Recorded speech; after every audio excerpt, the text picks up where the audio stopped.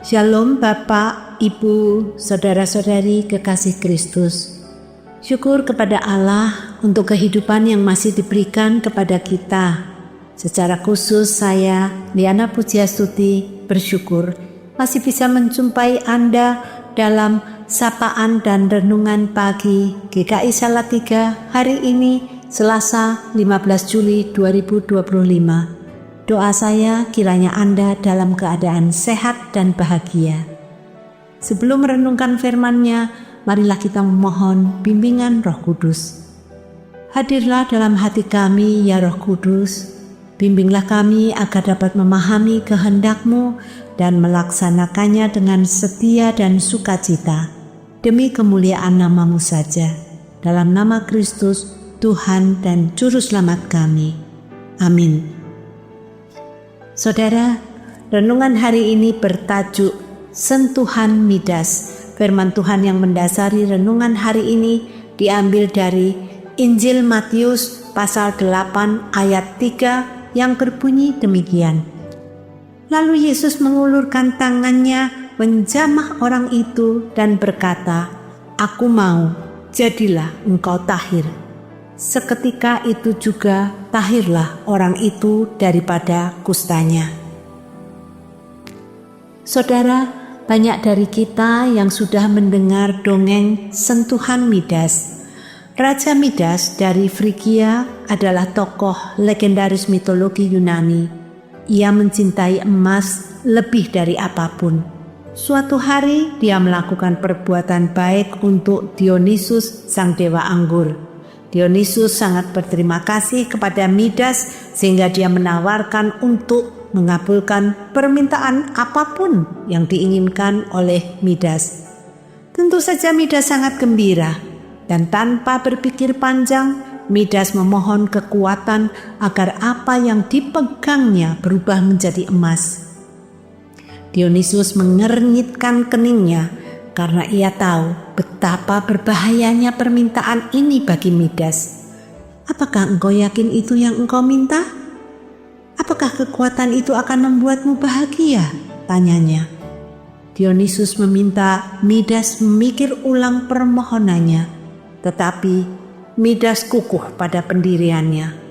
Akhirnya, dengan berat hati, Dionysus mengabulkan permohonan Midas.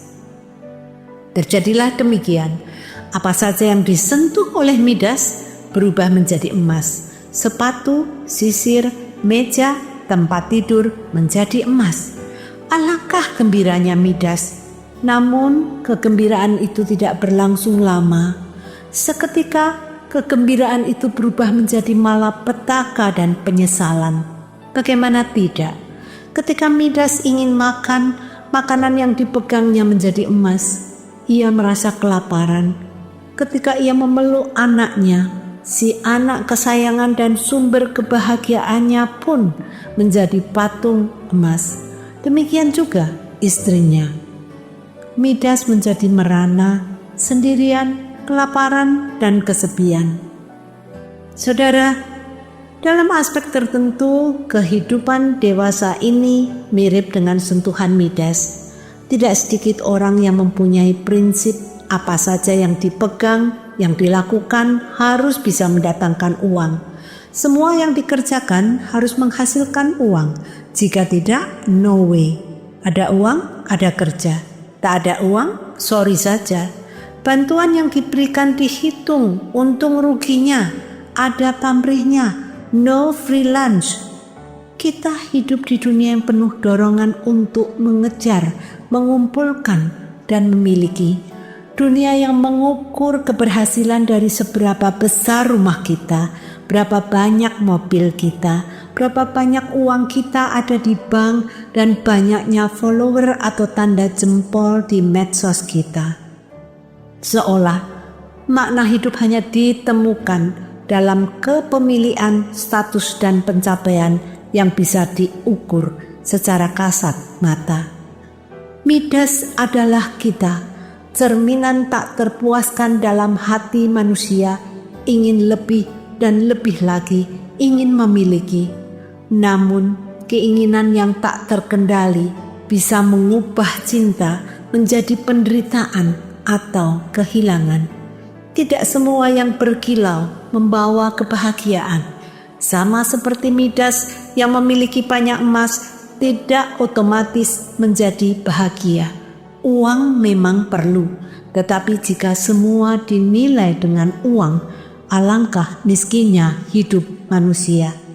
Saudara, bayangkanlah Anda mendapat anugerah seperti Midas, tetapi yang Anda sentuh tidak menjadi emas, melainkan menjadi lebih baik.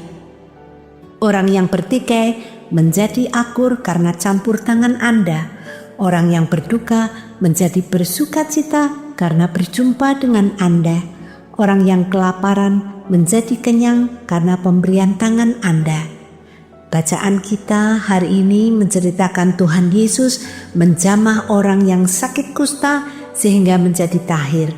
Sepanjang hidupnya, dimanapun ia berada, Yesus selalu menebarkan kebaikan.